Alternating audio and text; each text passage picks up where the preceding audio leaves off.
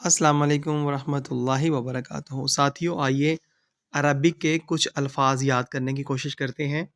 قائمۃ الکلمات الجدیدہ و معنیہ، نئے الفاظ اور ان کی معنی کے ساتھ ہم لوگ مشق کرنے کی کوشش کرتے ہیں۔ یاد کیجیے گا اور اپنے بچوں کو بھی یاد کروائیے گا، انشاءاللہ تعالیٰ عربک آہستہ آہستہ وہ بہت سارے الفاظ سیکھتے چلے جائیں گے۔ تو آئیے یہ شروع کرتے ہیں۔ انفن، انفن کہتے ہیں ناک کو۔ ارنبن، خرگوش۔ اریکتن، صوفہ۔ بیتن، گھر۔ بصلن، پیاز۔